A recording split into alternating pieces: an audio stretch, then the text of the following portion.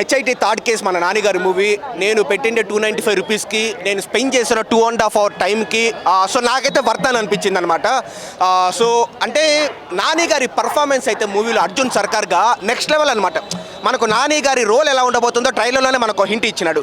Criminals అనేవాళ్ళు ఉంటే భూమి మీద 10 ఫీట్ సెల్లులో ఉండాలా, లేకపోతే భూమిలో 6 ఫీట్ హోల్లో ఉండాలా, అంతేకాని సొసైటీలో అయితే ఫ్రీగా తిరగడానికి వాళ్ళకి అర్హత లేదు అని చెప్తాడు కదా. సో అదే విధంగానే మూవీలో ఏంటంటే అర్జున్ సర్కారు సెల్లులో కూడా పెట్టాడనమాట, డైరెక్ట్గా హోల్లోనే పెట్టేస్తాడు. క్రిమినల్స్ ఎక్కడున్నా ఎవరైనా సరే వాళ్ళని తీసుకొని వచ్చి ఎంతమంది ఉన్న హోల్లోనే పెట్టేస్తాడనమాట.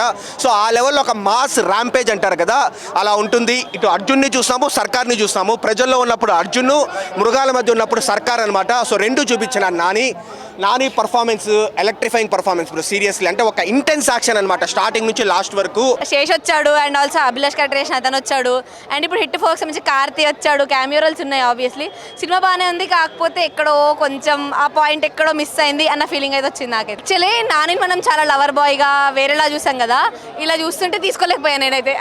మ్యాచ్ అవ్వలేను అనిపించింది నాకైతే నానికి.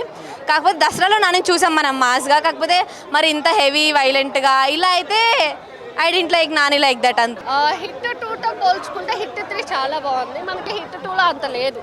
సో హిట్ 3లో టూ మచ్ వైలెన్స్ ఉంది. అంటే నాని గారి యాక్టింగ్ దసరా కంటే దీంట్లో ఇంకా టాప్ నాచ్గా ఉందన్నమాట.